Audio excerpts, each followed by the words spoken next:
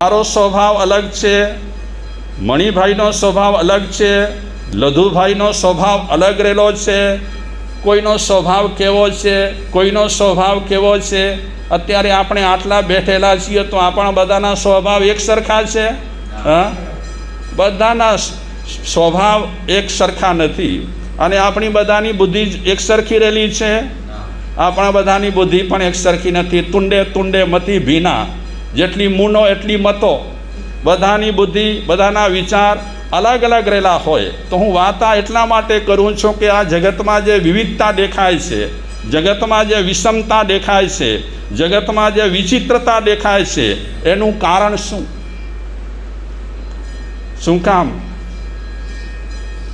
કંઈ કારણ તો હશે ને? નહીં તો બધું એક સરખું રહેવું જોઈએ, સારું રહેવું જોઈએ, આપણને ગમે તેવું હોવું જોઈએ. એવું તો છે નહીં આ જગતમાં.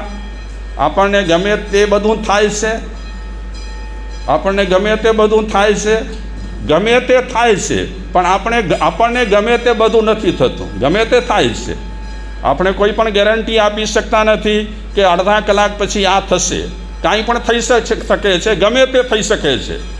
ગમે તે થઈ શકતું નથી. સમજ્યા તમે? ગમે તે થઈ શકતું નથી, પણ ગમે તે થઈ શકે છે. ન સમજાયું?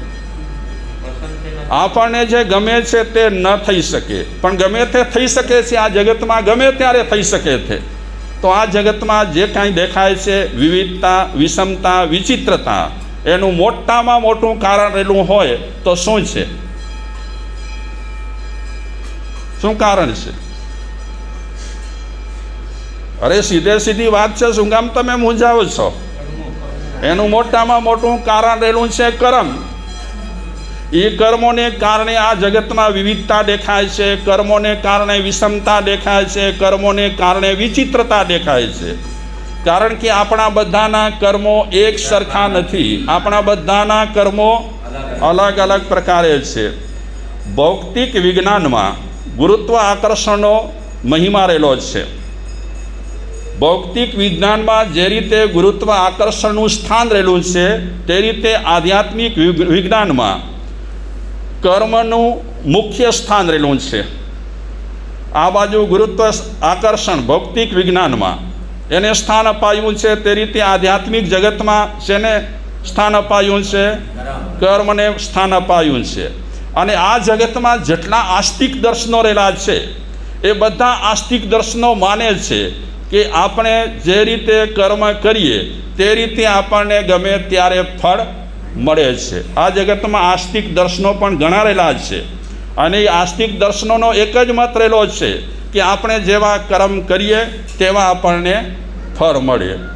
એટલે આધ્યાત્મિક જગતમાં કર્મને કરોડરજ્જુ કહી છે. કર્મ છે એ કરોડરજ્જુ જેવા રહેલા છે. આપણા શરીરમાં કયા ઠેકાણે કરોડરજ્જુ છે? આપણા શરીરમાં પાછળના ભાગમાં કરોડરજ્જુ છે. અત્યારે આપણે આવી રીતે બેસી શકીએ છીએ. શેના કારણે? કરોડરજ્જુને કારણે આપણે બેસી શકીએ છીએ, સરખી રીતે બેસી શકીએ. અગર કરોડરજ્જુ આપણી તૂટી જાય તો કેમ બેસાય?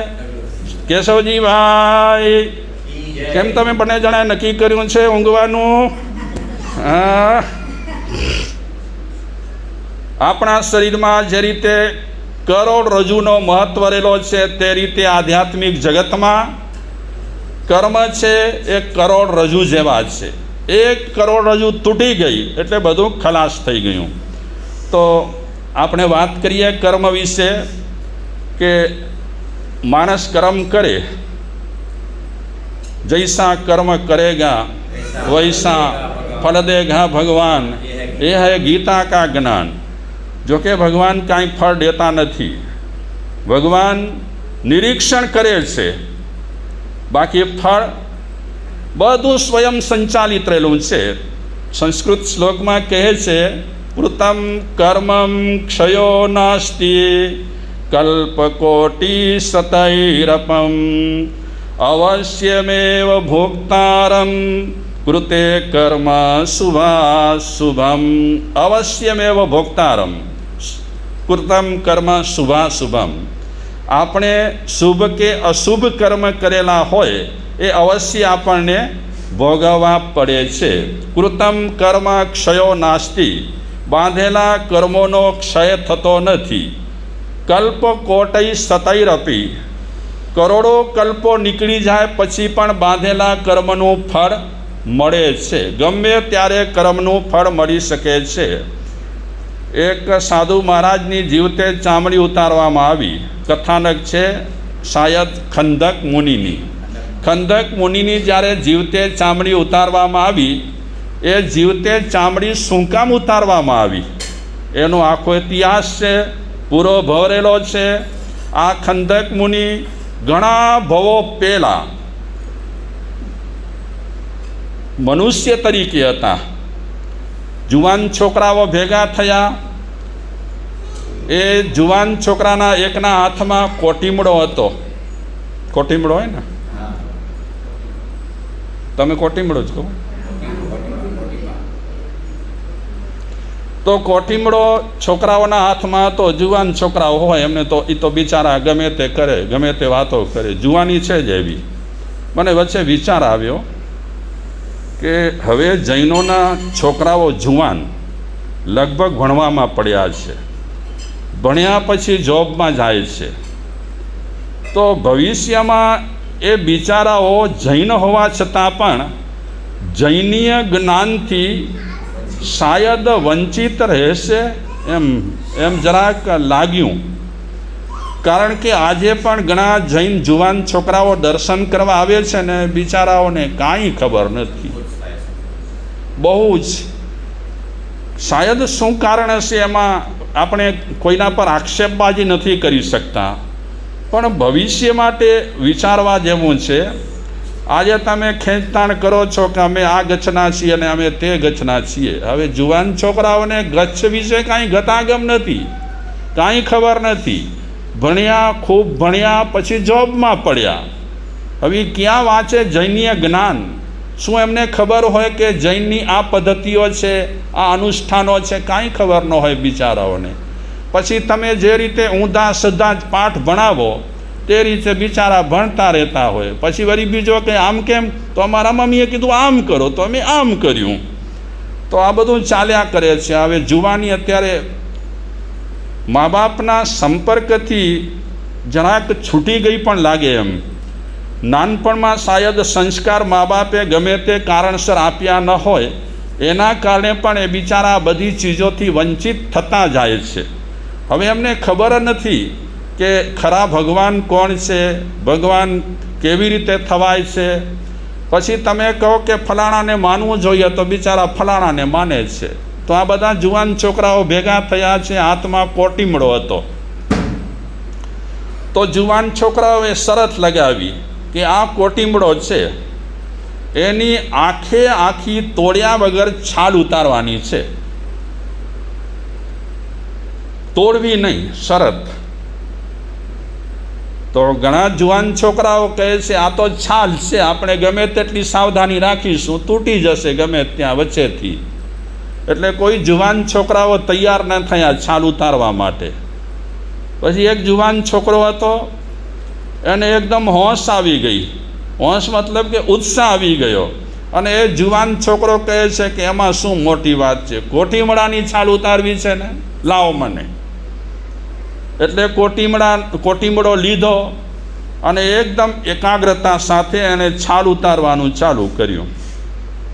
ભાગ્યશાળીઓ, કર્મ છે ને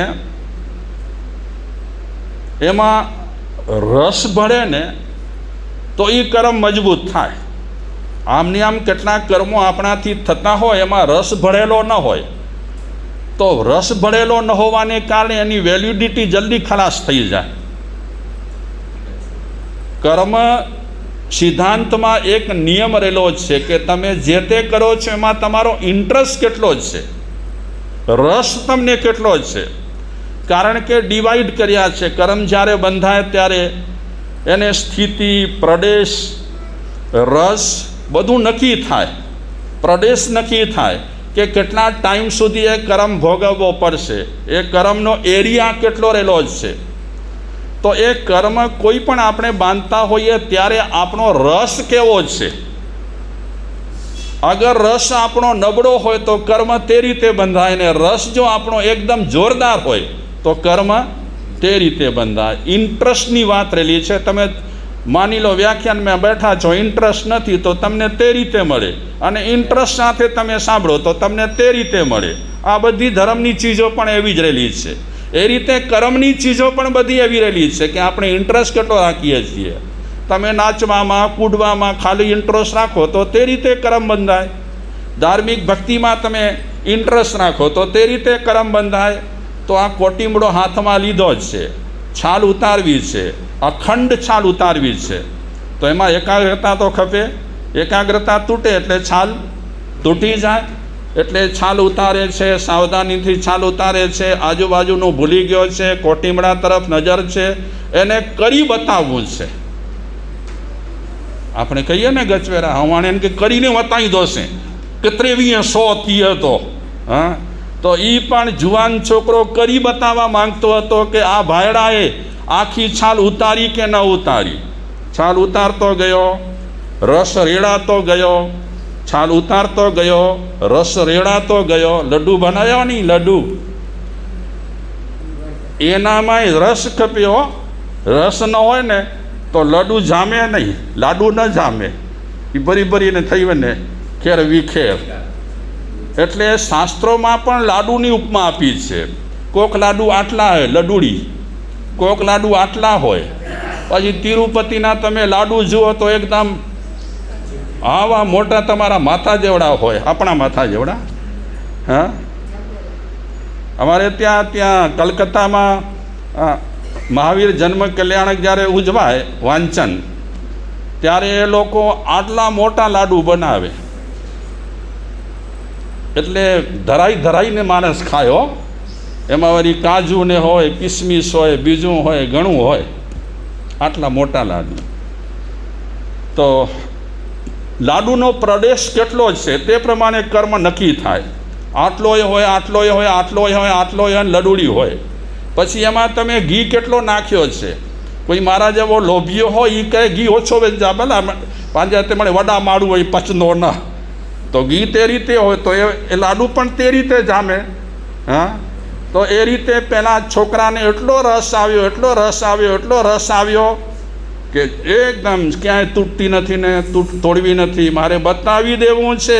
મૂછો પર વટ શું કહેવાય, મૂછો પર વટ કરીને મારે બતાવવું છે કે આ ભાયડાએ છાલ ઉતારી કે ન ઉતારી. એટલો રસ, એટલો રસ, એટલો રસ.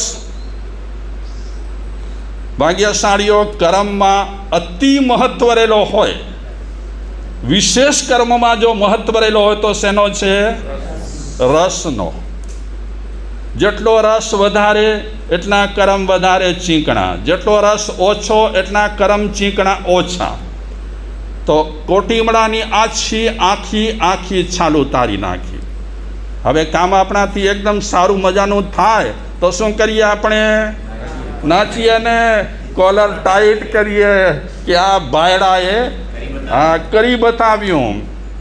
પેલો જુવાન બીજા જુવાનિયાઓને કહે છે તમારાથી શું આ ઉતરવાની છે છાલ, જો આ ભાયડાએ ઉતારી કે ન ઉતારી. આ રસ, એટલો રસ રેડ્યો, એટલો રસ રેડ્યો, આ કર્મ બંધાઈ ગયો.